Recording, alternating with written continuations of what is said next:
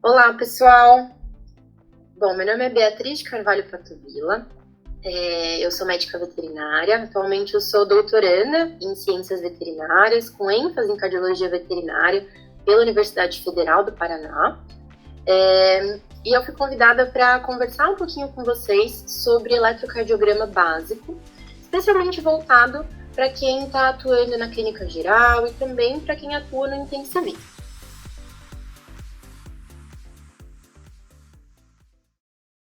Dividir essa aula em 6 partes. Então, a gente vai começar conversando sobre quais são as principais indicações para a gente realizar o eletrocardiograma. Depois, a gente vai relembrar sobre a anatomia normal do sistema de condução. Vamos conversar um pouquinho também sobre o que são os vetores eletrocardiográficos e também as derivações eletrocardiográficas.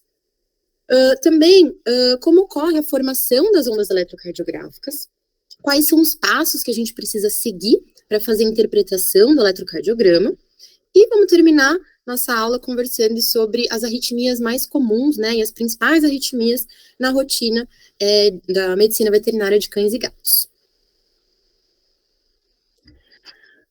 Será que a gente precisa realizar eletrocardiograma em todos os pacientes que chegam para a gente, na nossa rotina? Quais que são as principais situações que a gente precisa pedir ou realizar um eletrocardiograma de um paciente? Bom, primeiro, aquele paciente em que você vai fazer uma auscultação cardíaca e aí você nota que ele apresenta um ritmo irregular dos batimentos cardíacos. Esse paciente pode ter uma arritmia. Então, essa é uma das primeiras indicações para a gente fazer o eletrocardiograma. Quando você detectar um ritmo irregular durante a auscultação cardíaca, é importante você tentar notar se esse ritmo apresenta uma flutuação, né, essa irregularidade apresenta uma flutuação que acompanha a respiração, como, por exemplo, um aumento da frequência cardíaca durante a inspiração e uma diminuição da frequência cardíaca durante a expiração. Porque essa é uma característica observada na arritmia sinusal, que é uma arritmia fisiológica e normal, principalmente em cães. No entanto, se você nota que essa arritmia, que esse ritmo é irregularmente irregular, então que ele é muito bagunçado, então isso pode indicar outras arritmias também, como por exemplo a fibrilação atrial. Mas para a gente realmente conseguir bater o martelo de qual tipo de arritmia que esse paciente apresenta, é importante a gente indicar ou fazer o eletrocardiograma. Além disso, aqueles pacientes que apresentam histórico ou sintomas que possam ser resultados de arritmias, como por exemplo síncope, que é o desmaio, fraqueza e até mesmo convulsão. Então, a convulsão, a gente vai pensar em fazer eletrocardiograma, principalmente naquele paciente que não apresenta nenhum tipo de alteração neurológica que possa justificar uma convulsão. Então, em alguns casos, a arritmia pode levar também a uma convulsão. Aqueles pacientes que a gente sabe ou suspeita que têm uma cardiopatia estrutural, como, por exemplo, endocardiose de mitral, principalmente quando o paciente já tem remodelamento cardíaco, né, aumento do coração, ou quando o paciente já tem uma insuficiência cardíaca, ou também outras cardiopatias, como a cardiomiopatia dilatada em cães, ou as cardiomiopatias felinas. Então, esses pacientes, além da alteração estrutural, também podem desenvolver alterações elétricas no coração. Bom, a gente sabe que algumas raças possuem uma predisposição genética para o desenvolvimento de arritmias, como, por exemplo, o Doberman e o Boxer. Então, esses pacientes, mesmo antes deles terem algum tipo de sintoma, é importante a gente fazer um screening, uma investigação, para saber se eles têm arritmias ou não. Já tem um diagnóstico de arritmia e fazem já um tratamento, uma terapia antiarrítmica, é importantíssimo que a gente vá fazendo o acompanhamento da evolução clínica desse paciente, se essa terapia está sendo realmente efetiva ou não. E por último, o eletrocardiograma, ele pode sim indicar alterações estruturais hemodinâmicas do coração e até mesmo distúrbios sistêmicos. Por exemplo, isso a gente vai conversar um pouquinho mais para frente, mas aquele paciente que tem um aumento da duração da onda P, isso até pode indicar uma sobrecarga, uma fibrose do átrio esquerdo. Ou, por exemplo, aquele paciente que tem uma onda T muito alta, isso pode indicar, por exemplo, uma hipóxia do miocárdio, algum desequilíbrio eletrolítico. No entanto, o eletrocardiograma nunca vai poder diagnosticar nenhuma dessas alterações. Então, quem diagnostica alterações estruturais ou hemodinâmicas é o ecocardiograma. Para você saber se o paciente tem algum tipo de distúrbio eletrolítico, é importante você dosar os eletrólitos, mas ele pode indicar esse tipo de alteração.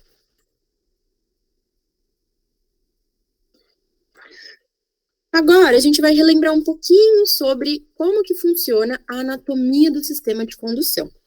Lembrando que o coração, ele tem basicamente dois tipos de células, né, de forma bem grosseira. Então, a gente tem o miocárdio funcional, que são aquelas células que vão fazer a contração e a ejeção, e também a gente tem o sistema de condução elétrico, que é quem vai gerar e transmitir os impulsos elétricos através do coração. Então, o sistema de condução elétrico, que é um sistema especializado só para isso, ele pode ser dividido basicamente em 3 componentes. Então, temos o nó sinusal, que é quem vai gerar o impulso elétrico. Temos também a junção atrioventricular, que inclui o nó atrioventricular. E também temos o sistema de condução intraventricular, que é quem vai transportar esse impulso elétrico através dos ventrículos. Bom, então vamos ver de forma mais detalhada quais que são os elementos que compõem o sistema de condução elétrico cardíaco. Bom, num paciente saudável, o nó sinusal é a única região do coração que tem que gerar um impulso elétrico. A gente vai ver um pouquinho mais para frente que em algumas arritmias, outras regiões do coração podem gerar impulsos elétricos. E nesse caso, que outras regiões também geram impulso elétrico, isso pode desencadear vários problemas, tá? Então, num paciente saudável, apenas o nó sinusal é quem vai gerar o impulso elétrico, e existe essa hierarquia. Então, o nó sinusal gera impulso elétrico, e esse impulso elétrico, ele vai ser transmitido através do átrio direito e vai chegar também no átrio esquerdo. E, além disso, esse impulso elétrico também vai chegar no nó atrioventricular. Essa transmissão do impulso elétrico, ela vai acontecer célula a célula, através do miocárdio funcional, mas ela também vai percorrer o sistema de condução elétrico especializado. Então, por exemplo, o feixe de Bachmann é uma das vias pela qual o impulso elétrico sai ali do átrio direito e chega até o átrio esquerdo. Para que o impulso elétrico passando pelo átrio direito ocorra mais ou menos ao mesmo tempo em que o átrio esquerdo, para que a gente não tenha uma diferença muito grande entre a contração atrial direita e a contração atrial esquerda. Então, esse impulso elétrico, ele vai passar pelos fascículos, pelos tratos internodais, também pelo feixe de Bachmann e também célula a célula, vai percorrer todo o átrio direito e o átrio esquerdo, e ele vai chegar no nó atrioventricular. O nó atrioventricular, ele vai fazer uma lentificação da velocidade de condução. Então, depois a gente vai ver nas ondas do eletrocardiograma que quando o impulso elétrico está passando pelo nó atrioventricular, ele faz uma breve pausa. Então, existe uma diminuição da velocidade de condução para depois esse impulso elétrico chegar ali nos ventrículos. E por que isso acontece? Essa pequena pausa, né, entre aspas, que o impulso elétrico faz ali no nó atrioventricular, é a pausa que permite com que os átrios contraiam. Porque senão, se os átrios e os ventrículos contraíssem ao mesmo tempo, a gente ia ter muita diminuição do débito cardíaco. Então, a gente precisa que primeiro os átrios contraiam e depois os ventrículos contraiam. Bom, então, o nó atrioventricular, ele está conectado com o feixe de His. Então, o feixe de His, ele vai transmitir o impulso elétrico para os ventrículos. E dentro dos ventrículos, o feixe de His, ele vai se subdividir em 2 ramos. Então, no ramo direito e também no ramo esquerdo. O ramo direito, ele vai transmitir o impulso elétrico para o ventrículo direito. E o ramo esquerdo vai transmitir o impulso elétrico para o ventrículo esquerdo. Mas como o ventrículo esquerdo tem uma massa muito maior do que o ventrículo direito, então o ventrículo esquerdo se subdivide em 2 fascículos. Então, o fascículo póstero inferior e o fascículo antero superior. Bom, Depois dos fascículos e do ramo direito e esquerdo, a gente tem também as fibras de Purkinje, que são esses raminhos que o ramo direito e o esquerdo fazem, que eles vão permitir, como se fossem alguns dedos, que vão transmitir esse impulso elétrico para todo o miocárdio ventricular, direito e esquerdo, permitindo que os ventrículos contraiam mais ou menos ao mesmo tempo. Isso não ocorre simultaneamente, mas a gente tenta, o coração tenta chegar o mais próximo possível dessa sincronia entre os dois ventrículos. Bom, agora a gente vai conversar um pouquinho sobre vetores e derivações eletrocardiográficas. Bom, agora que a gente vai conversar um pouquinho sobre vetores, a gente vai relembrar alguns conceitos que a gente viu provavelmente lá no ensino médio, nas aulas de física. Então, é importante a gente saber que o eletrocardiograma, ele funciona comparando dois polos diferentes. Então, um polo positivo e um polo negativo. Então, uma analogia mais simples, mais fácil que a gente pode fazer é, por exemplo, a gente imaginar que o polo positivo é uma pessoa e o polo negativo é outra pessoa.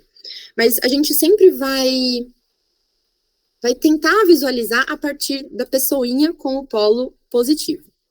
Então, se a gente está comparando dois polos, um polo negativo e um polo positivo, e a gente tem uma onda, né, um impulso elétrico que surge aqui próximo ao polo negativo e ele vai em direção ao polo positivo, essa onda vai ser traduzida, então, olhando a partir aqui do polo positivo, como uma onda positiva.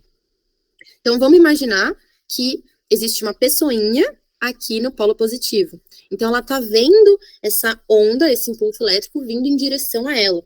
Então, a gente lê essa onda como uma onda positiva. Bom, agora, vamos imaginar que essa pessoinha aqui no positivo está vendo uma onda, um impulso elétrico que surge aqui próximo dela e está indo em direção ao polo negativo. Então, essa onda vai ser traduzida como uma onda negativa. Bom, e se por outro lado, a gente tem uma onda que não está indo nem na direção do positivo, nem na direção do negativo. Ela está indo discretamente, né, virada, orientada discretamente para o polo negativo, mas não está indo diretamente para o polo negativo. Então, essa onda vai ter uma amplitude muito menor, mas ela vai ser negativa, porque ela vai estar orientada um pouco mais em direção ao polo negativo.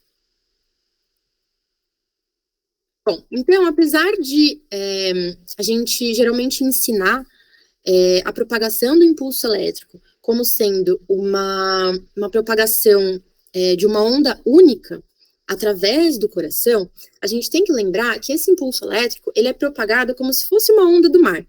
Então, ele não vai seguir exatamente apenas uma direção. Ele vai seguindo célula a célula, e também através do sistema de condução especializado, mas ele vai seguir para mais de uma direção ao mesmo tempo. Então, por exemplo, se a gente tem um impulso elétrico que está saindo aqui do nosso sinusal, e aí ele vai seguir em basicamente duas direções, mas essas duas direções estão saindo aqui próximas ao polo negativo e indo em direção ao polo positivo. Então, a soma dessas duas ondas, ela vai ser positiva, porque é uma onda positiva somada com outra onda positiva. Então, são dois vetores que ocorrem simultaneamente e que vão se somar, porque os dois são positivos. Então, positivo mais positivo vira positivo. Então, se a gente for olhar no eletrocardiograma, a soma dessa onda com essa onda vai ser a soma das duas. Ao contrário, é a mesma coisa. Então, se a gente tiver duas ondas que ocorrem simultaneamente, seguindo na direção de um polo negativo, a gente vai ter a soma das duas ondas negativas. Então, onda A mais onda B vira onda A mais B. E as duas são negativas. Então, a gente vai ter uma onda com uma amplitude maior para o negativo. No entanto, se a gente tem duas ondas simultâneas e uma segue na direção do polo negativo e outra segue na direção do polo positivo, então, um número positivo somado a um número negativo, a gente tem uma subtração. Então, a gente vai ter a onda A, que é positiva, menos a onda B, que é negativa. Então, o resultado disso vai ser uma menos a outra. Então, o fato da gente relembrar esses conceitos de física parece ser um pouquinho chato, mas isso é importante para a gente entender alguns conceitos do eletrocardiograma, da formação das ondas do eletrocardiograma depois. Então, vamos lá. Se a gente está olhando aqui para o coração e a gente coloca dois eletrodos, um eletrodo negativo e um eletrodo positivo, para eles compararem entre si, e a gente for mudando a direção do impulso elétrico, então, de acordo com a direção que esse impulso elétrico vai seguir, a leitura a partir desses dois eletrodos, ela vai mudando também. Então, se vai na direção positiva, é positiva, se vai na direção do negativo, é negativo, e ela vai girando de acordo com a orientação que esse impulso está seguindo. Bom, e se a gente colocar mais eletrodos? Então, se a gente coloca mais eletrodos, a gente consegue avaliar uma mesma onda elétrica de vários ângulos diferentes. Então, por isso que é tão importante a gente saber sobre os vetores e a gente entender muito bem esse conceito, né, sobre a formação das ondas, porque a gente vai usar isso agora para a gente entender as derivações eletrocardiográficas. Existem algumas formas padronizadas que a gente pode colocar os eletrodos nos nossos pacientes. Então, para a gente conseguir olhar para o coração de vários ângulos diferentes, então, naquele momento, a gente estava conversando sobre a gente colocar um polo positivo aqui, colocar um polo negativo aqui. Mas se a gente colocar mais polos positivos e mais polos negativos, a gente vai conseguir ter mais detalhes sobre a condução, a origem e a condução, a transmissão do impulso elétrico através do coração desse paciente. E como é que a gente pode fazer isso? Então, a gente vai colocar eletrodos nesses pacientes, e esses eletrodos, eles vão transmitir o que ocorre eletricamente no coração desse paciente e vão transformar isso para ondas elétricas que a gente vai conseguir visualizar, por exemplo, no computador ou numa folha de papel.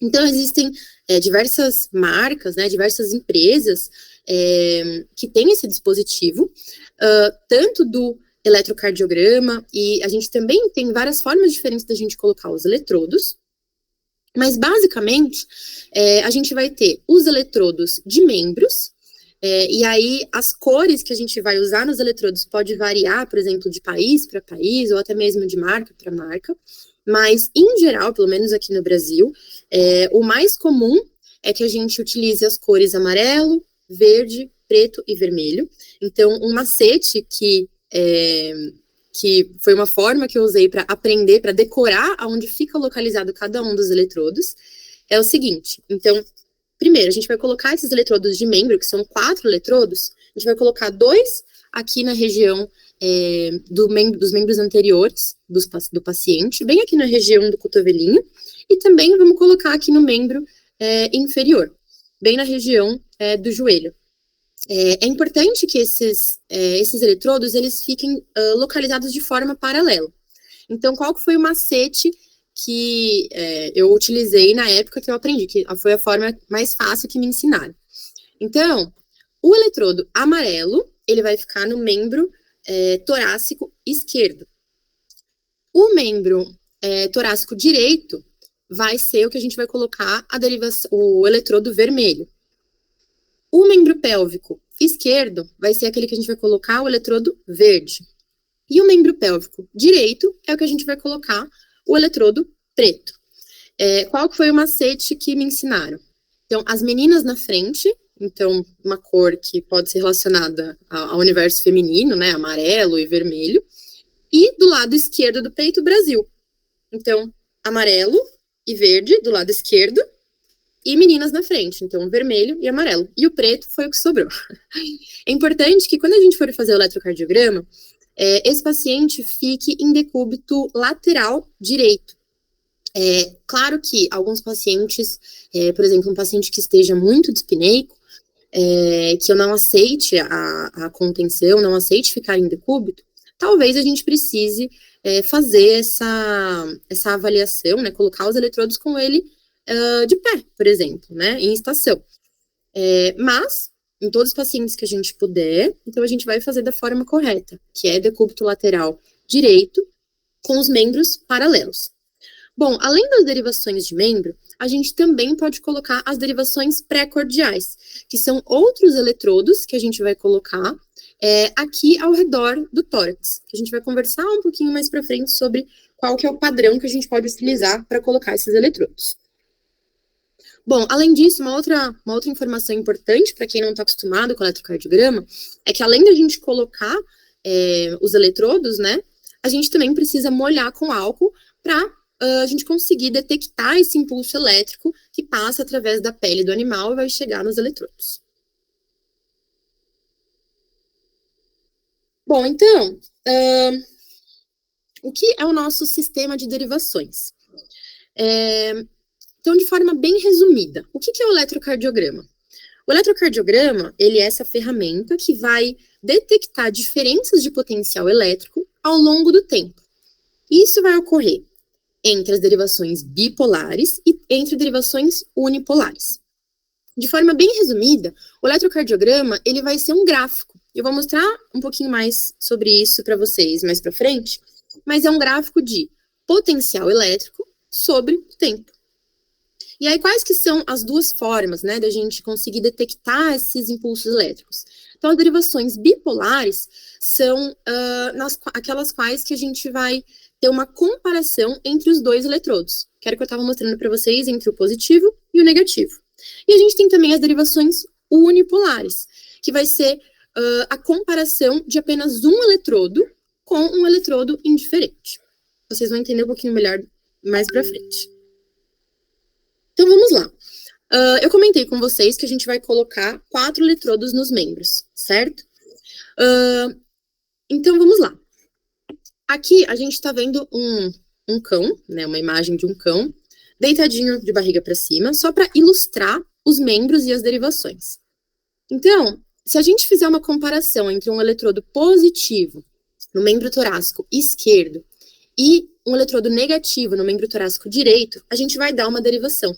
Então, aquilo que eu mostrei para vocês de diferença entre positivo e negativo, a gente vai estar comparando de forma horizontal. Então, olhando de um lado para o outro.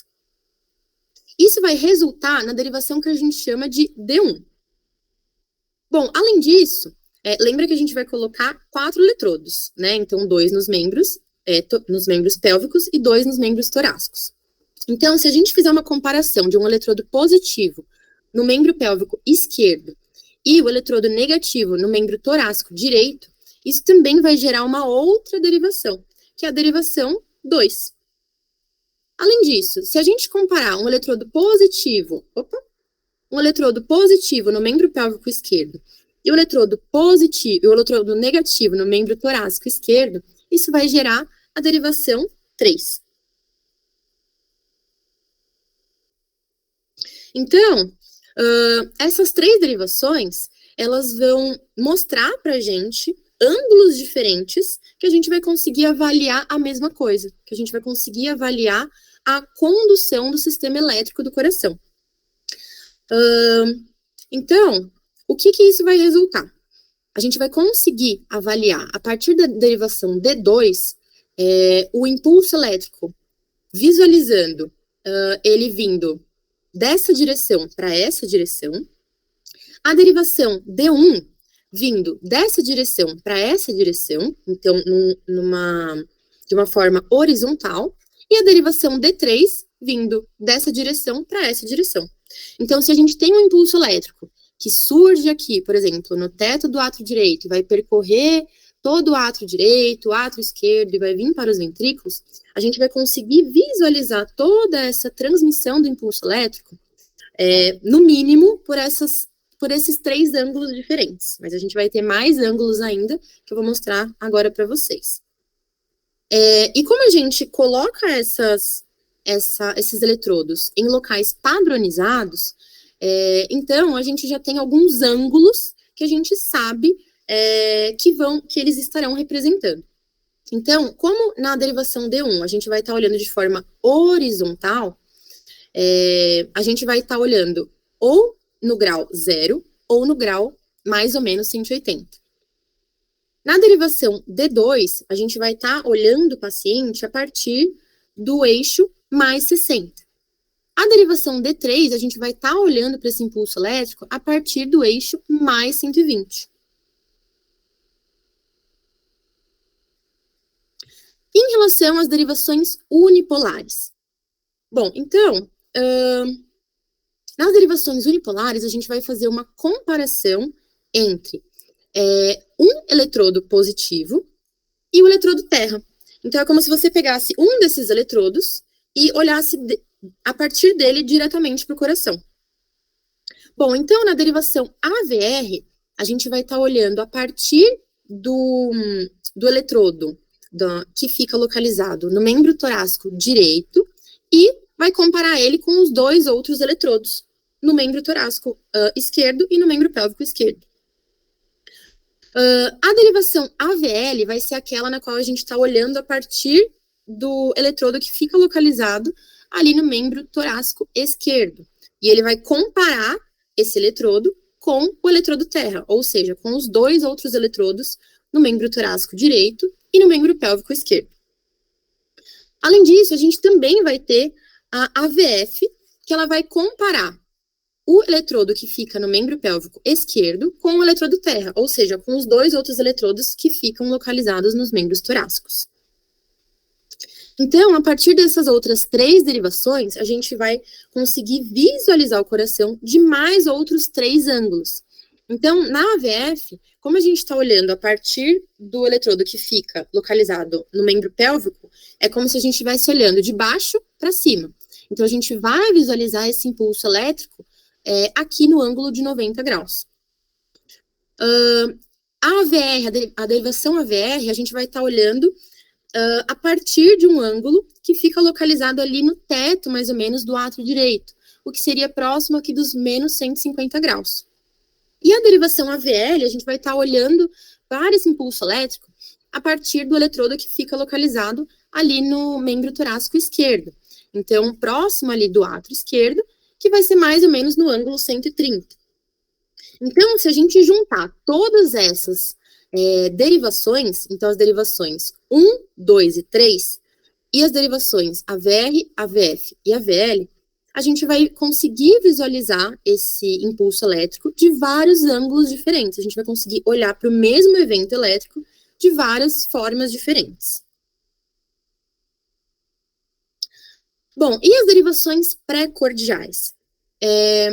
As derivações pré-cordiais são alguns eletrodos que a gente pode colocar também no tórax do animal e que vão mostrar para a gente mais ângulos ainda do mesmo impulso elétrico.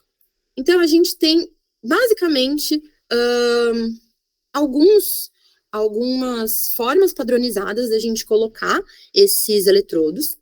Então, uma dessas formas é o método de Laennec modificado, no qual a gente vai colocar um eletrodo aqui no espaço intercostal direito, 1, 2, 3, 4, 5. Quinto espaço intercostal direito, bem próximo do externo. E essa derivação RV2 é R por causa de Wright, e aí ela vai observar principalmente o impulso elétrico olhando ali da vista do lado direito do coração. Nesse mesmo método, a gente também vai colocar mais 3 eletrodos, então a gente vai colocar mais um eletrodo aqui no sexto espaço intercostal, próximo ao externo, que vai ser a derivação V2. Vamos também colocar mais um eletrodo, também no sexto espaço intercostal, mais próximo ali da articulação costocondral, que vai ser a derivação V4. E a gente também vai colocar mais um eletrodo aqui no processo espinhoso, no sétimo processo espinhoso. Bom, uma outra forma da colocação das derivações pré-cordiais é o método proposto por Wilson, mas é o método modificado. Então, a gente tem basicamente duas formas da gente utilizar o método do Wilson modificado. Então, uma delas é aquela na qual a gente coloca o eletrodo do lado direito do tórax, no quinto espaço intercostal, então, da mesma forma que a gente já tinha, que a gente poderia colocar no método de Laennec modificado, bem próximo ali do externo. E tem uma outra forma que a gente também pode utilizar, que foi proposta pelo Dr. Santilli em 2017, que ao invés da gente colocar esse eletrodo no quinto espaço intercostal, a gente vai colocar no primeiro espaço intercostal do lado direito. Porque, segundo o professor Santilli, independentemente da morfologia torácica desse paciente, a derivação V1, o eletrodo V1 colocado nessa região, ele vai ler de forma muito mais fidedigna as câmaras direitas, né? Vai olhar para o lado direito do coração de forma muito mais fidedigna, independentemente da morfologia torácica do paciente. E, segundo ele, utilizando nessa região, nem sempre a gente vai estar olhando para o coração realmente a partir do lado direito, dependendo da morfologia torácica do paciente. Então, por isso que ele propôs a gente colocar o eletrodo V1 aqui no primeiro espaço intercostal. Eu, pessoalmente, hoje em dia, só uso esse método, né, do Wilson modificado pelo Dr. Santilli de 2017. Bom, além disso, independente de qual dos dois métodos do Wilson modificado você escolher colocar as derivações pré-cordiais, a gente vai colocar mais 5 eletrodos aqui no lado esquerdo do tórax. Então, a gente vai colocar no sexto espaço intercostal as derivações V2, os eletrodos V2, V3, V4, V5 e V6. E como que a gente vai colocar? Então, a V2 a gente vai colocar bem próximo aqui do externo. A V4 a gente vai colocar na região, ao nível da articulação costocondral. E aí a gente vai colocar o eletrodo V3 entre a V2 e a V4, e a gente vai seguir mais ou menos a mesma distância para a colocação da V5 e da V6. Então, com as derivações pré-cordiais, a gente vai conseguir ler esse impulso elétrico de mais um plano que a gente não estaria vendo apenas com as derivações dos membros. Então, as derivações pré-cordiais, elas não são obrigatórias para a gente conseguir fazer um eletrocardiograma, apenas as derivações de membros, sem elas a gente não faz eletrocardiograma, mas as derivações pré-cordiais vão trazer muito mais informação, principalmente quando esse paciente tiver algum tipo de distúrbio elétrico do coração.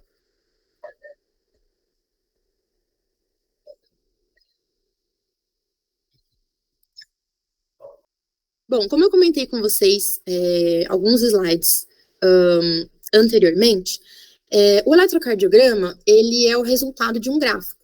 Então, o resultado de um gráfico que vai indicar para a gente o potencial elétrico que está ocorrendo nessa onda, de acordo com o tempo. Bom, então a gente consegue configurar tanto a amplitude desse gráfico, quanto a duração. Então, a amplitude, ela vai indicar para a gente a milivoltagem dessa onda elétrica. Então, o padrão é que 1 milivolt corresponda a 10 milímetros, ou seja, 1 milímetro corresponde a 0,1 milivolt. Mas a gente consegue configurar isso. Então, por exemplo, um gato, a gente sabe que as ondas elétricas de gato, elas têm uma amplitude muito menor do que a onda elétrica de um cão. Então, nesse caso, a gente consegue aumentar esse ganho, né, para a gente conseguir visualizar de forma mais detalhada. E a gente também consegue mexer na configuração da duração do eletrocardiograma. Então, se a gente utilizar uma velocidade de 25 milímetros por segundo, a gente sabe que a cada milímetro corresponde a 40 milissegundos. Ou, se a gente utilizar uma configuração de 50 milímetros por segundo de velocidade, a gente sabe que a cada milímetro a gente vai ter 20 milissegundos. Então, a gente consegue dividir esse quadro em quadrículas menores e quadrículas maiores. Então, a cada quadrícula, a gente vai ter 1 milímetro de duração, né? 1 milímetro de duração e 1 milímetro que corresponde à amplitude. E se a gente for somar 5 quadrículas, a gente vai ter 5 milímetros na amplitude e 5 milímetros na duração. Isso vai corresponder a um quadro maior. Bom, então, como que ocorre a formação das ondas eletrocardiográficas? Antes da gente começar a falar realmente sobre as ondas, o que eu vou mostrar aqui para vocês é o que a gente vai visualizar na derivação D2.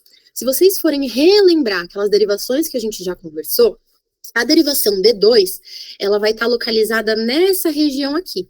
Então, é como se fosse, entre aspas, uma pessoinha, né, olhando para esse evento elétrico, mais ou menos a partir dessa região.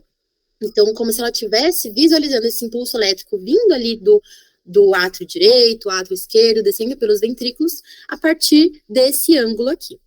E a derivação D2 é a principal derivação que a gente vai usar para fazer a avaliação eletrocardiográfica. A gente vai utilizar também as outras derivações para fazer diversas avaliações, mas a derivação D2 é a principal que a gente utiliza na medicina veterinária.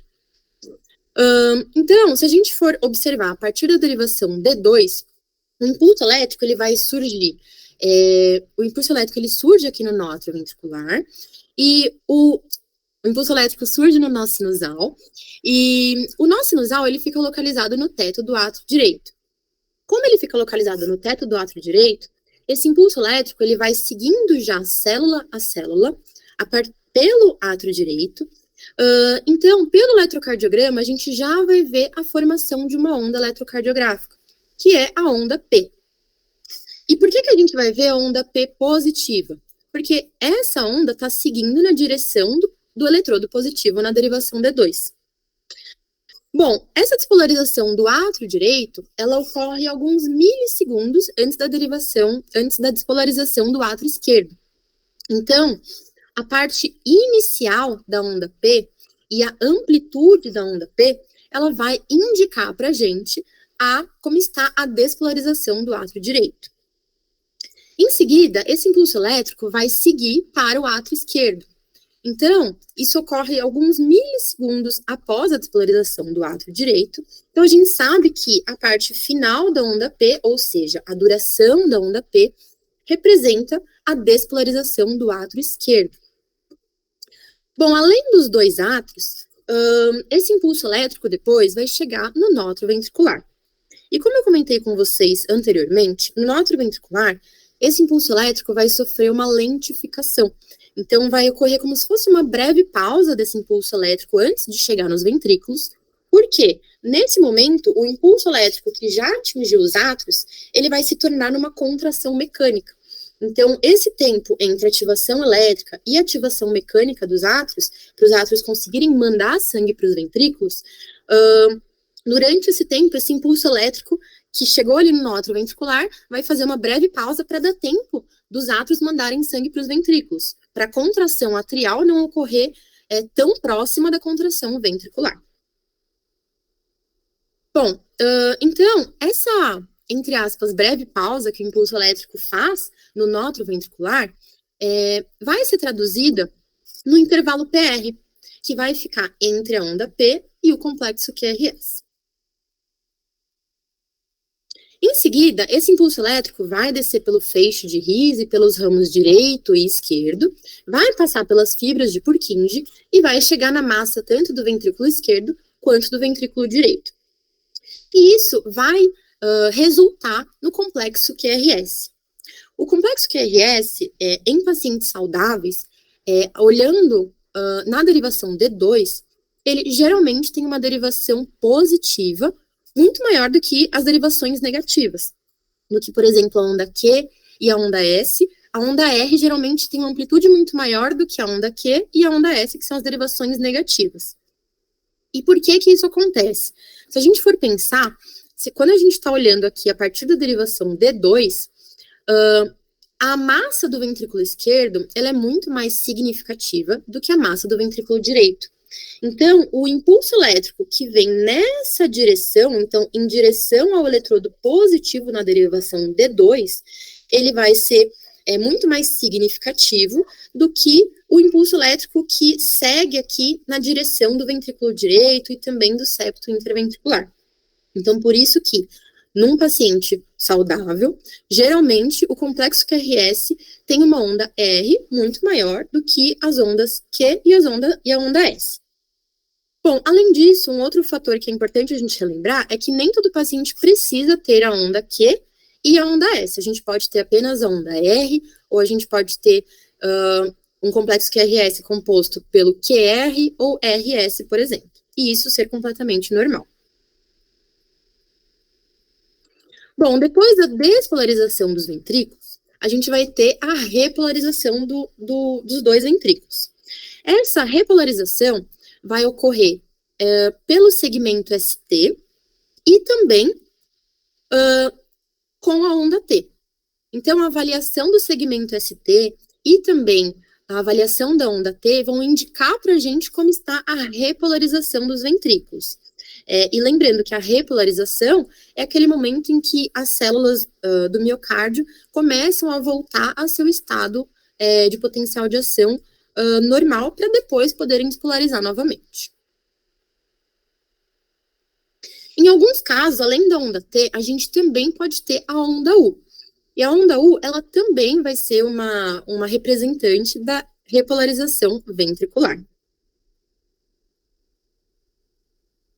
Bom, a gente falou de despolarização atrial, despolarização ventricular, repolarização ventricular.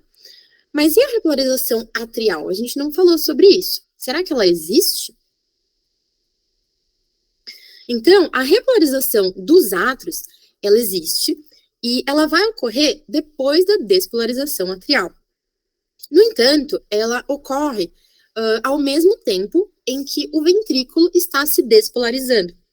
E a despolarização dos ventrículos, ela é muito mais significativa eletricamente do que a repolarização dos átrios. Então, ela sobrepõe a onda que a gente chama de onda TA, que é a onda T dos átrios. Então, tem apenas uma arritmia que a gente talvez possa visualizar, apenas uma situação que a gente talvez possa visualizar a onda TA, que é quando algum paciente não tem o complexo QRS. Então, por exemplo, um paciente que tenha um bloqueio atrioventricular de 2º grau ou de 3º grau, ou seja, que a gente tem uma onda P, que não é seguida de um complexo QRS, e daí a gente consegue visualizar uma onda TA. Mas num paciente saudável, um paciente com um eletrocardiograma normal, a gente não visualiza a onda TA. E como é que a gente faz a interpretação de um eletrocardiograma? Bom, então tem alguns passos que a gente precisa seguir. Primeiro, a gente vai fazer a avaliação da frequência cardíaca. Depois, a gente vai avaliar qual que é o ritmo cardíaco desse paciente.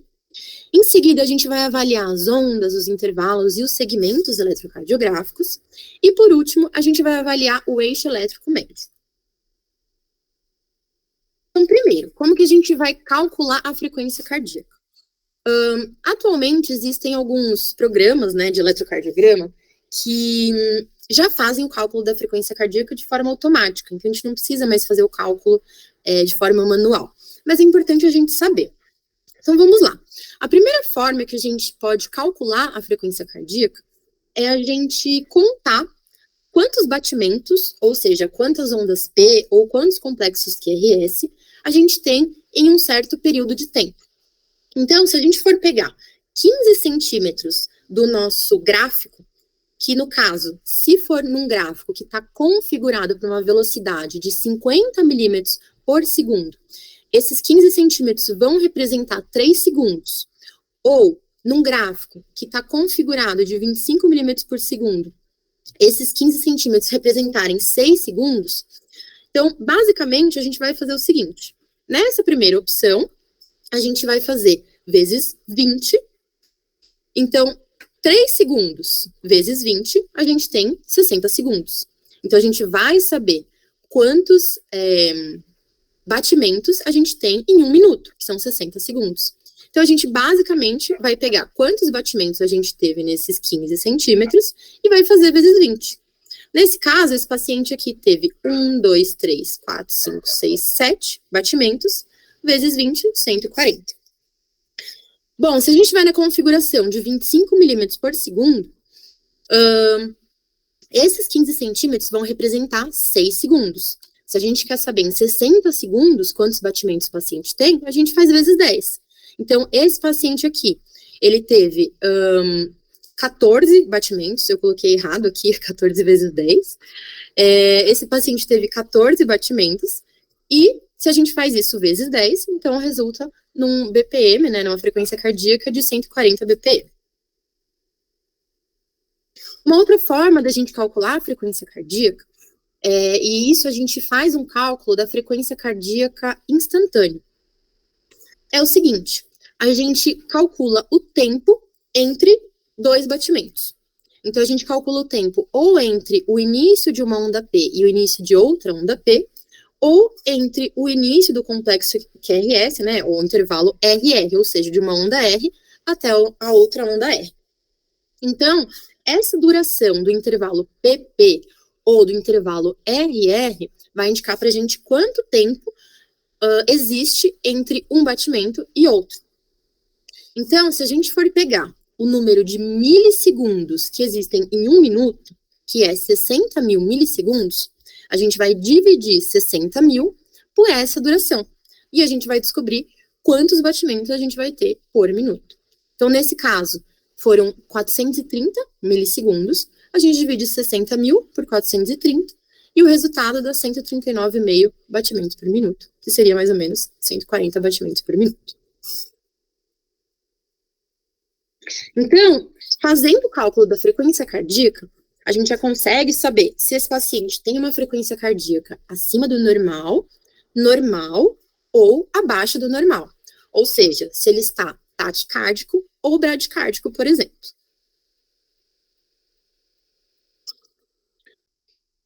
Bom, uma outra parte, que é, na verdade, a parte mais importante do eletrocardiograma, é a gente avaliar o ritmo eletrocardiográfico. Então, existem algumas perguntas que a gente precisa se fazer para a gente saber qual ritmo que esse paciente apresenta. Então, lembrando, a onda P representa a despolarização dos átrios, e o complexo QRS representa a despolarização dos ventrículos. Então, a primeira pergunta que a gente precisa fazer, toda onda P é seguida de um complexo QRS? A segunda pergunta que a gente precisa fazer é, todo complexo QRS é precedido por uma onda P? Então, se a gente tiver uma onda P sem um complexo QRS, logo em seguida, isso indica que algo não está certo.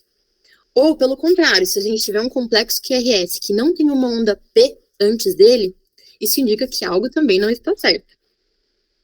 Uma outra pergunta que a gente pode fazer, essa onda P e esse complexo QRS, eles possuem uma relação? Então, o intervalo PR, né, que é esse intervalo entre a onda P e o complexo QRS, ele é fixo? Uma outra pergunta que a gente deve se fazer também, esse ritmo é regular ou é irregular? Então, vamos lá. Quais que são os ritmos que podem ser fisiológicos, podem ser normais, claro, avaliando caso a caso. Então, o primeiro é o ritmo sinusal. Então, o que a gente vai observar? Então, primeiro, toda onda P é seguida de um complexo QRS? A gente observa que sim, todas as ondas P têm um complexo QRS logo em seguida. E todos os complexos QRS são precedidos de uma onda P. Além disso, a gente também observa que o intervalo PR, ele é fixo.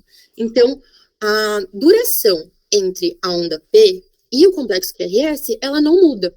O intervalo entre a onda P e o complexo QRS. Bom, além disso, a frequência cardíaca desse paciente está uma frequência de 120 batimentos por minuto, o que é completamente normal. E além disso, a gente consegue notar que o ritmo desse paciente, ele é regular. Então, não existe uma variação entre os intervalos RR, ou seja, entre cada um dos batimentos, ou até mesmo entre os intervalos PP. Então, esse ritmo regular e com uma frequência cardíaca normal, indica pra gente o ritmo sinusal.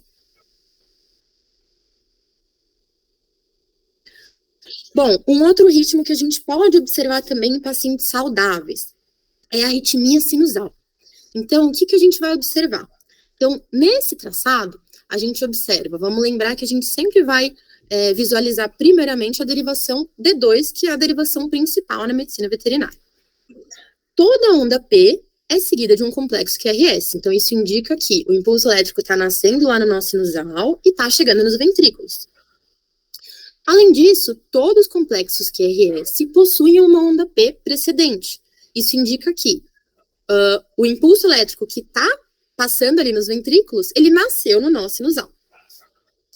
Além disso, o intervalo PR, então o tempo entre o início da onda P e o início do complexo QRS, ele é fixo. Então a gente não tem uma variação entre o batimento atrial e o batimento ventricular, o impulso elétrico atrial e o impulso elétrico ventricular.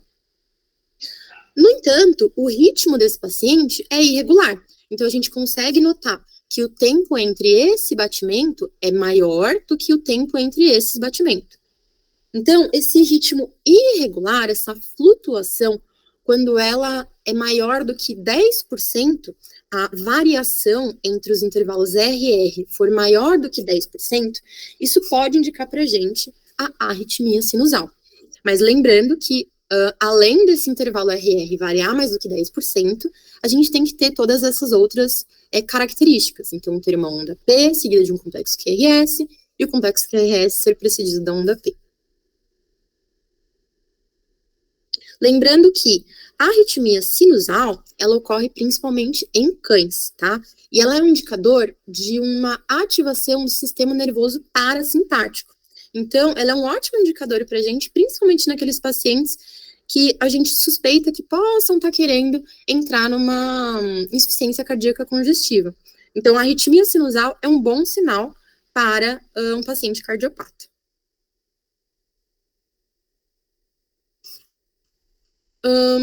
Bom, e esse outro traçado? Nesse outro traçado, a gente consegue notar que toda onda P é seguida de um complexo QRS e todo complexo QRS é precedido por uma onda P. Ok. Além disso, a gente consegue notar que as ondas P e os complexos QRS, eles têm uma relação fixa. Então, não existe uma variação entre os batimentos. E, além disso, a regularidade dos batimentos, né, ela é normal. No entanto, a frequência cardíaca desse paciente está 208. E esse é um cão, um beagle. Então, esse paciente apresenta uma taquicardia sinusal. Essa taquicardia sinusal, ela pode ser normal, dependendo do tipo de situação. Por exemplo, um cão que está no ambiente ambulatorial, ele pode muito bem apresentar uma taquicardia simplesmente por causa de estresse. Mas diversos outros fatores também podem causar isso, como, por exemplo, febre, dor e diversas outras condições. Então, por isso que é importante a gente avaliar o paciente de forma global. E nesse outro exemplo aqui, a gente consegue notar dois batimentos. Os dois têm uma onda P, que é seguida de um complexo QRS, e temos um complexo QRS precedido por uma onda P. E o intervalo PR parece ser fixo também.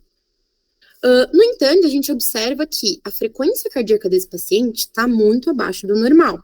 Esse paciente tem uma frequência cardíaca de 49 batimentos por minuto, o que é uma frequência cardíaca baixa. Então, esse paciente apresenta uma bradicardia sinusal. A bradicardia sinusal, ela pode ser patológica, mas ela pode ser fisiológica dependendo de algumas situações.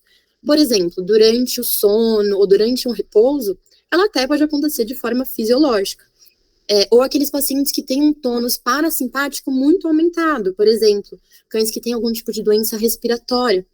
Então, por isso que é importante a gente avaliar caso a caso e paciente de forma individual.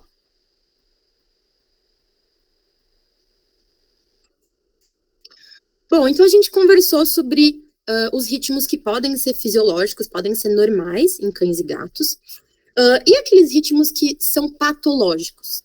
Então, existe uma lista enorme de arritmias que a gente pode diagnosticar pelo eletrocardiograma.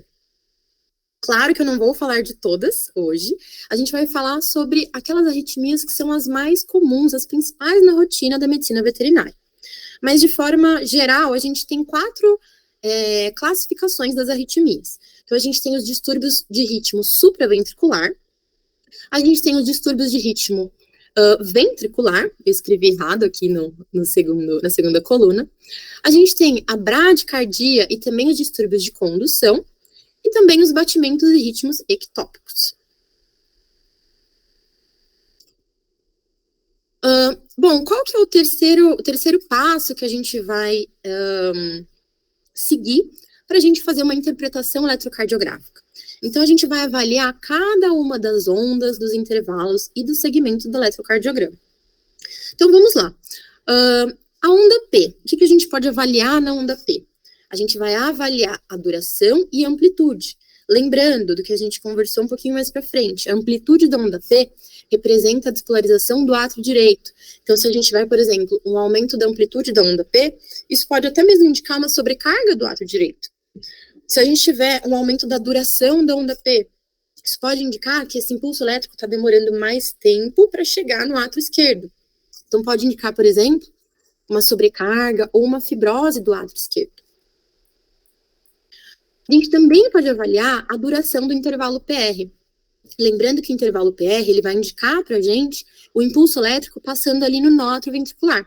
Então, se a gente tiver algum tipo de bloqueio no nó atrioventricular, isso pode resultar em alterações ali no intervalo PR, como, por exemplo, um aumento da duração do intervalo PR ou até mesmo a ausência do complexo QRS. Somente a onda P, e não a seguida do complexo QRS.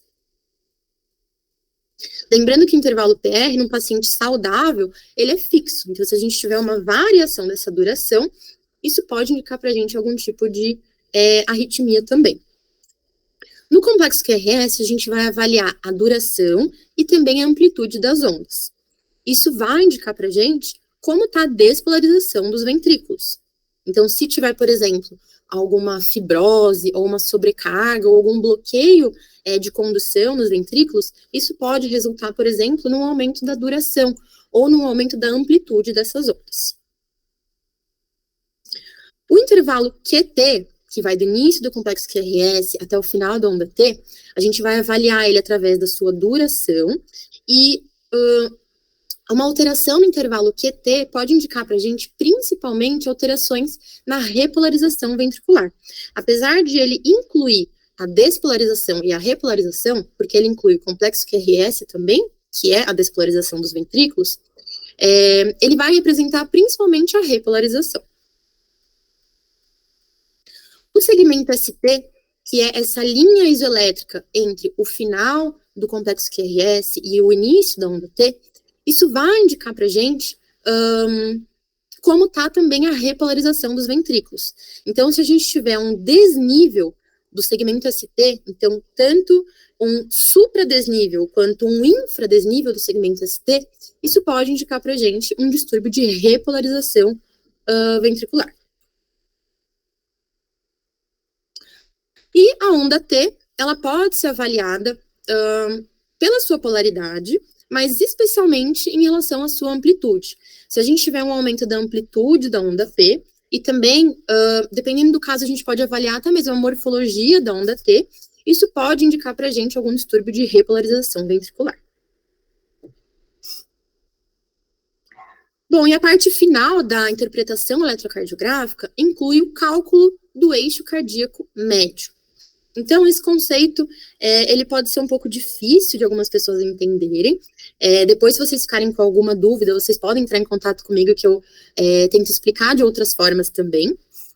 Mas, geralmente, esse é o conceito mais difícil do pessoal entender o eletro. A parte final que o pessoal vai realmente conseguir aprender para interpretar o eletrocardiograma.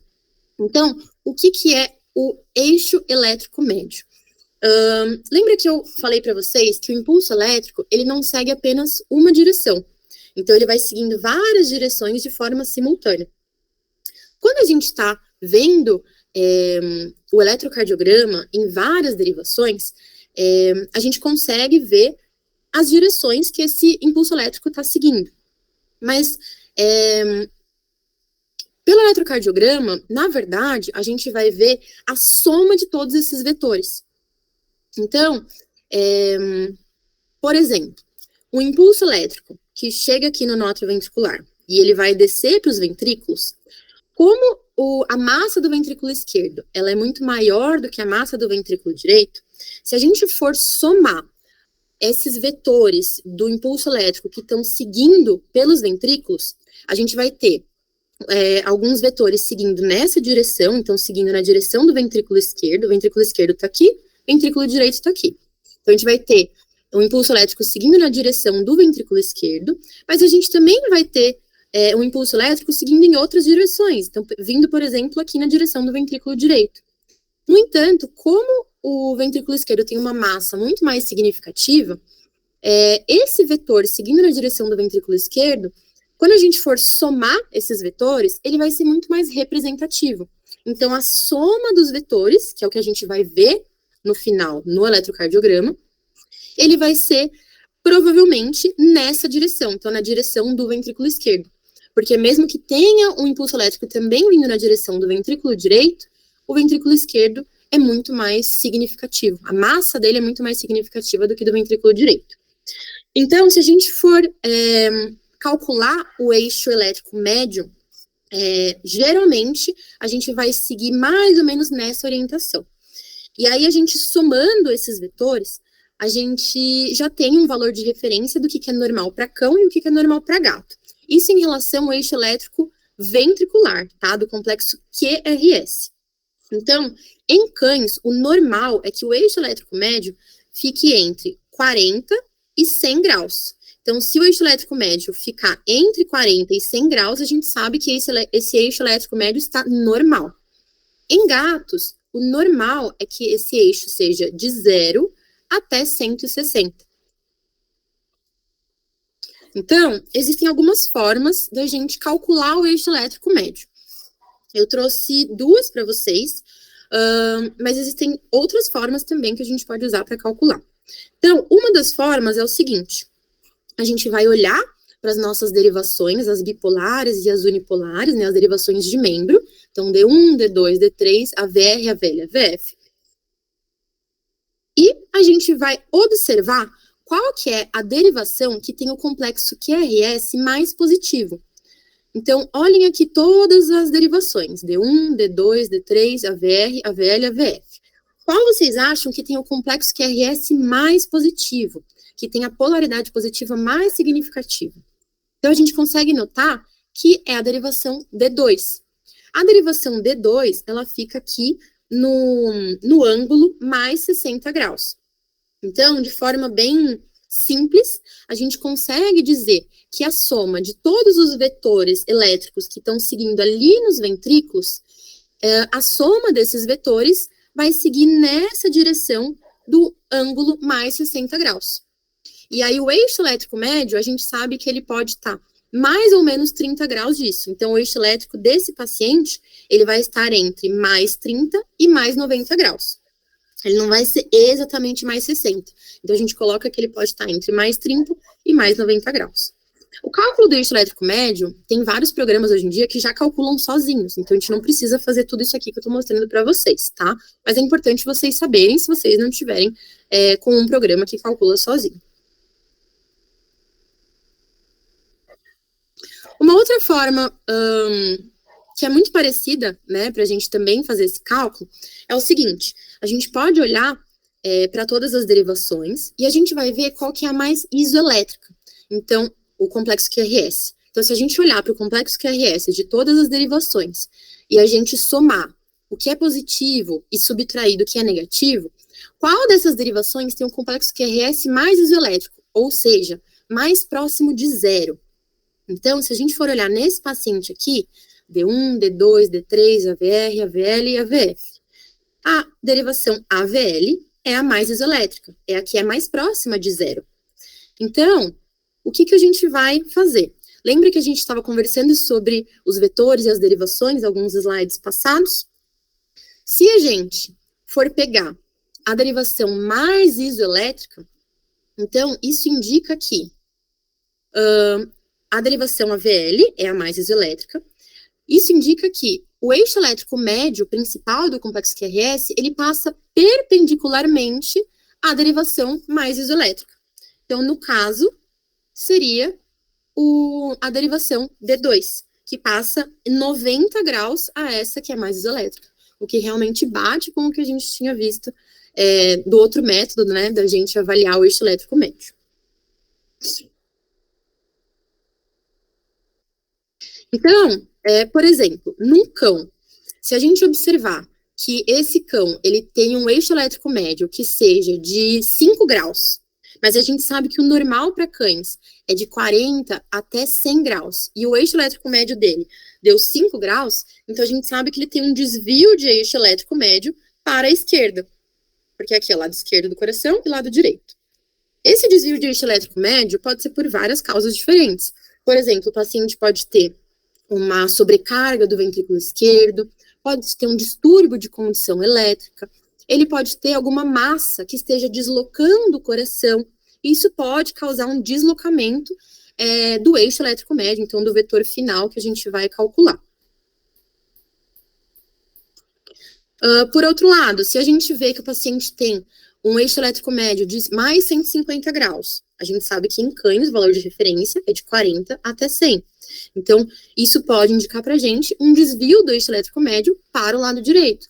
Isso pode ser por várias causas diferentes, por exemplo, por um bloqueio de ramo direito, por uma sobrecarga do ventrículo direito, por algo que esteja deslocando o coração também. Em gatos é a mesma coisa. A gente sabe que o normal varia entre 0 e 160. Então, se a gente tiver um gato com um eixo elétrico de menos 30, a gente sabe que tem um desvio para a esquerda. E, por outro lado, se tiver um eixo elétrico de 180, a gente sabe que existe um desvio de eixo elétrico médio para a direita. Aqui eu trouxe alguns valores de referência que estão no livro do Dr. Santilli.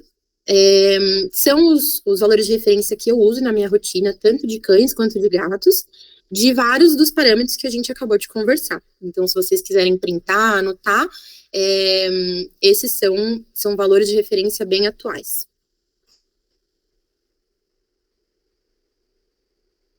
Bom, e agora, para finalizar, vamos conversar sobre as arritmias mais comuns. Então, primeiro, se a gente observa num eletrocardiograma que existe um batimento que ocorre de forma prematura, isso pode indicar para a gente um batimento atrial prematuro. Então, o que é isso? O batimento atrial prematuro ocorre quando qualquer local, qualquer célula no tecido atrial origina um impulso elétrico, faz uma despolarização precoce. Então, como que a gente vai observar isso no eletrocardiograma? A gente vai observar uma onda P que ocorreu de forma prematura. Então, a gente sabe que logo após o final da onda T, então quando termina a repolarização dos ventrículos, a gente precisa ter um tempo até iniciar o próximo batimento. Então, a gente tem que ter uma linha isoelétrica entre o final da onda T do batimento anterior e o início da onda P do batimento seguinte. Se a gente tem uma onda P sobreposta à onda T, ou às vezes essa onda P, ela pode estar até mesmo no segmento ST do batimento anterior, ou aqui no meio realmente da onda T. Então, isso indica que alguma outra célula do tecido atrial despolarizou de forma precoce. Então, a gente vai observar uma onda P, que a gente vai chamar de P', porque ela não é uma onda P sinusal. Mas, como esse impulso elétrico vai chegar no nó atrioventricular e vai poder chegar nos ventrículos, esse impulso elétrico vai percorrer de forma normal. Então, o complexo QRS, ele vai ser estreito e vai ser igualzinho o complexo QRS de uma onda P sinusal. A única diferença vai ser a onda P, que vai ser prematura. Não vou me detalhar sobre isso, mas dependendo de algumas características, a gente consegue saber qual que é a origem desse batimento atrial prematuro. Se ele nasceu no átrio direito, se ele nasceu no átrio esquerdo, se ele nasceu no teto ou no assoalho do átrio. Então, a gente consegue fazer toda essa investigação com o eletrocardiograma. Quando a gente tem 4 ou mais batimentos atriais prematuros de forma sequencial, então um seguido do outro, a gente pode dizer que esse paciente tem uma taquicardia atrial. Então, a taquicardia atrial focal ela pode ter uma frequência cardíaca que varia entre 210 e 330 batimentos por minuto. E esse paciente também vai apresentar o complexo QRS normal. A diferença vai ser a onda P, que vai ser prematura. Então, aqui a gente consegue notar, esse é um batimento normal, sinusal. Esse daqui também é um batimento normal e sinusal. E aqui a gente consegue ver PQRST, PQRST, e junto com a onda T, a gente já tem a onda P do batimento seguinte, que ela está acontecendo junto. E todos esses batimentos seguidos apresentam uma onda P' que se sobrepõe à onda T do batimento anterior. Então, isso daqui é um exemplo de uma taquicardia atrial focal, porque a gente tem mais do que 4 batimentos atriais prematuros de forma sequencial. Uma outra arritmia supraventricular que comumente a gente observa é a fibrilação atrial. Então, a fibrilação atrial, ela corresponde a uma atividade completamente descoordenada e rápida dos átrios. E com isso, como esse impulso elétrico não é organizado, esses átrios, eles não contraem. Então, quando a gente vê o ecocardiograma de um paciente com fibrilação atrial, parece que os átrios ficam tremendo. E o que a gente pode observar no eletrocardiograma desse paciente? Então, primeiro, como a gente não tem uma onda P que surge ali no nó sinusal, a gente vai ter vários impulsos elétricos surgindo ao mesmo tempo. Então, esse paciente não vai ter onda P, e ele vai ter ou uma linha isoelétrica, ou ele vai ter as ondas F, que a gente vai escrever como onda F minúscula. E como que são essas ondas F? Elas são essas ondas muito pequenininhas, né, que podem aparecer. Ou também a gente pode ter uma linha isoelétrica. O complexo QRS desse paciente, ele pode ser normal, pode ser estreito, mas ele pode até mesmo ser largo se esse paciente já tiver algum tipo de distúrbio de condução elétrica. Geralmente, o intervalo RR desse eletrocardiograma vai ser irregularmente irregular. E durante a auscultação, a gente consegue detectar isso também, que a regularidade desses batimentos, ela é muito variável.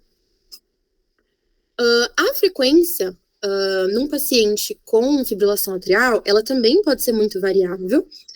Alguns pacientes podem até mesmo apresentar uma frequência normal, mas na grande maioria das vezes, esses pacientes apresentam taquicárdicos. Então, em cães, geralmente, essa frequência pode variar desde 130, o que seria uma frequência normal, até 260. Em gatos, essa frequência pode variar de 200 até 280 batimentos por minuto. Esse daqui é um outro exemplo de um paciente com fibrilação atrial. Então, a gente não observa ondas P, a gente apenas observa os complexos QRS, e a gente observa uma linha isoelétrica. Em alguns momentos, essa linha, ela forma algumas ondas F minúsculas. Mas a gente observa que o complexo QRS é estreito, é como se fosse um complexo QRS de batimento sinusal. Mas não é sinusal porque não tem onda P.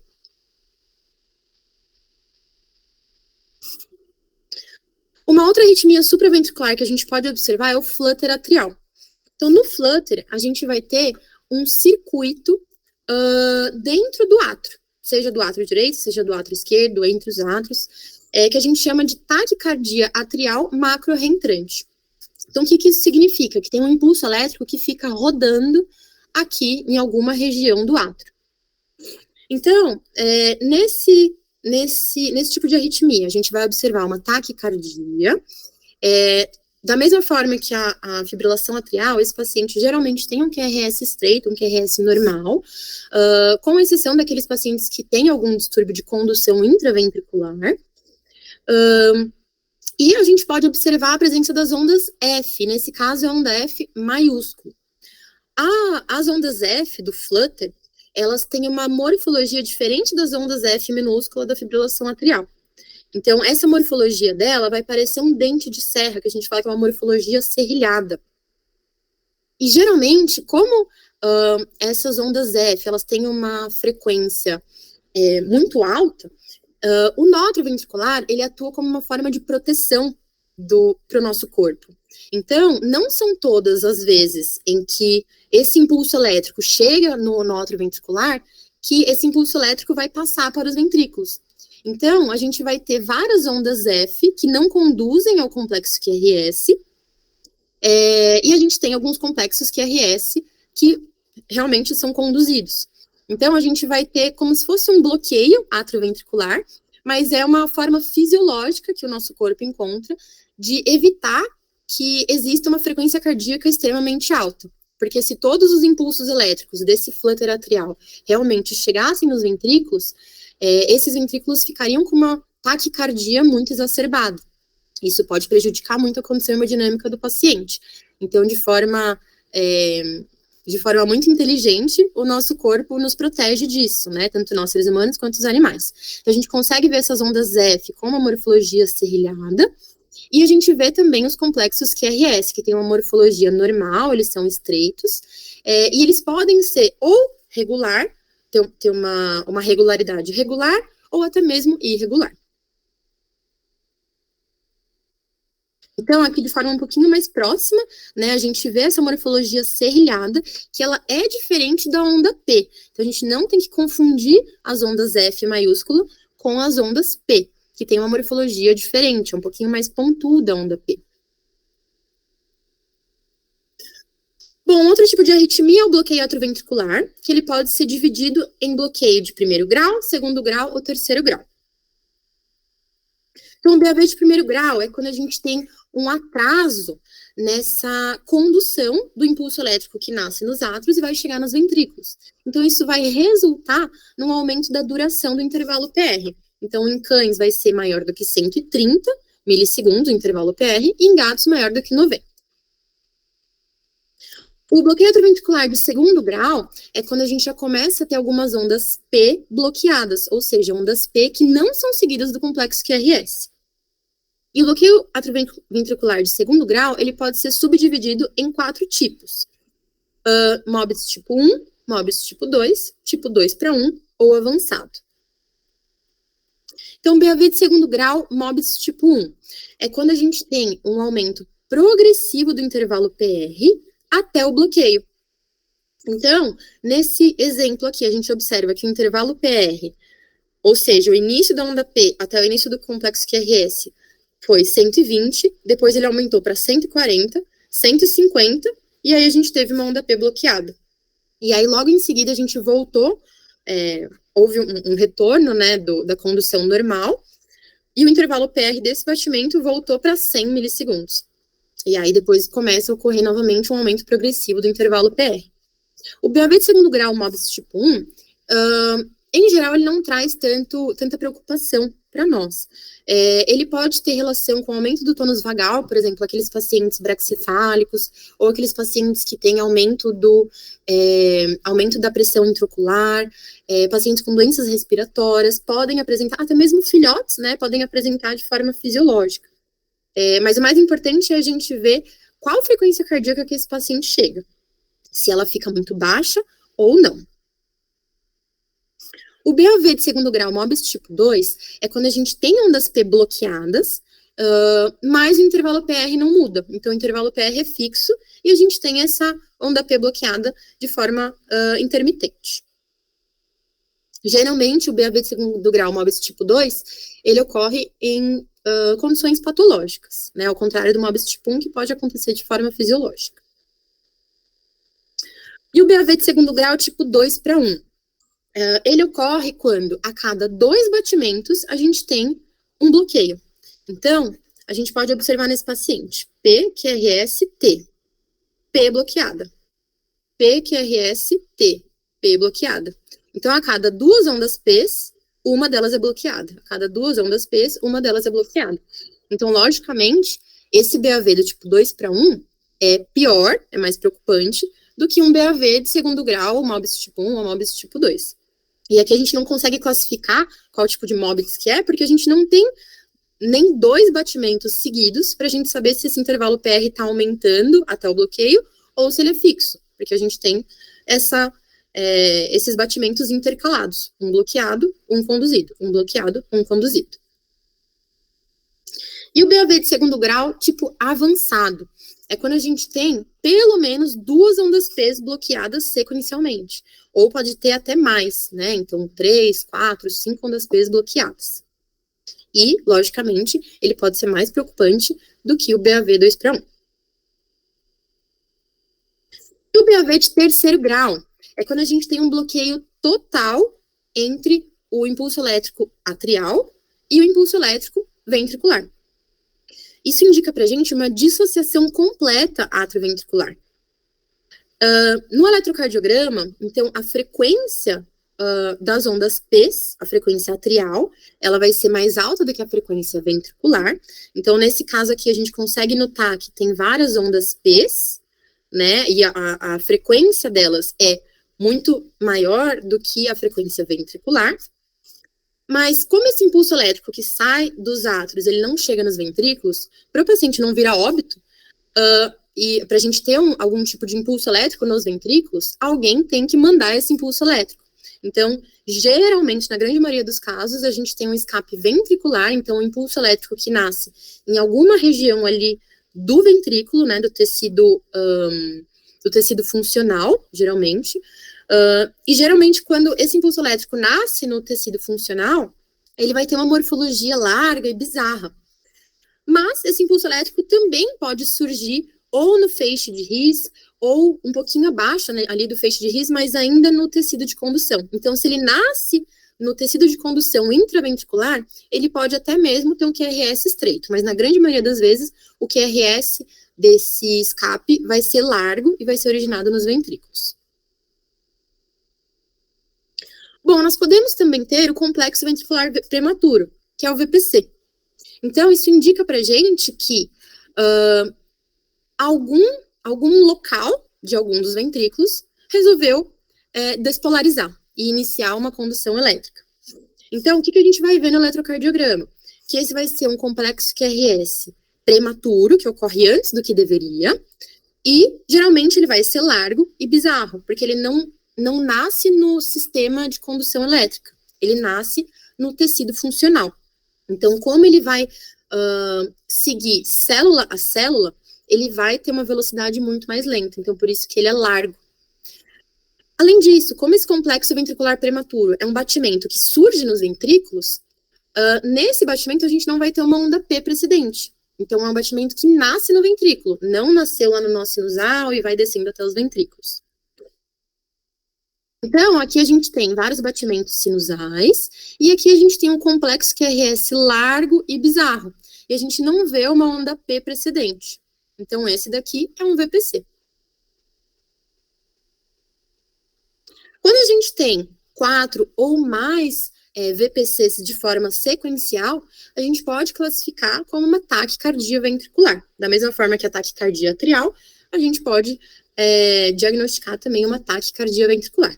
E tem várias características que a gente pode avaliar dessa taquicardia ventricular, como a morfologia e a origem, né, em qual dos ventrículos, mas de forma bem simples e resumida, 4 ou mais VPCs indicam pra gente uma taque ventricular. Então, aqui a gente vê, e lembrando, ataque ventricular é quando a gente observa 4 VPCs de forma sequencial. Mas esses VPCs podem se organizar de várias formas diferentes. Por exemplo, nesse trecho aqui, a gente observa um batimento sinusal e 2 VPCs. Isso daqui a gente chama de dupla. Então, a gente tem vários nomes para várias configurações diferentes, tá? Aqui a gente observa mais 4 batimentos sinusais e, em seguida, 5 VPCs de forma sequencial. Então, isso daqui a gente pode chamar de uma taquicardia ventricular.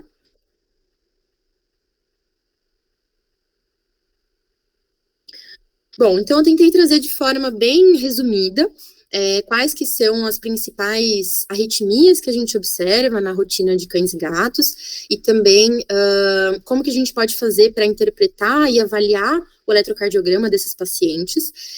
Tem muito conteúdo que eu poderia trazer também para vocês, mas eu tentei trazer de forma bem resumida, bem breve, para vocês poderem utilizar na rotina de internamento ou também na clínica geral. Se tiverem qualquer dúvida, esse é o meu contato, meu e-mail, podem entrar em contato comigo para discutir algum caso também, e eu estou super à disposição para qualquer tipo de dúvida, tá bom? Muito obrigada pelo convite mais uma vez, e até breve.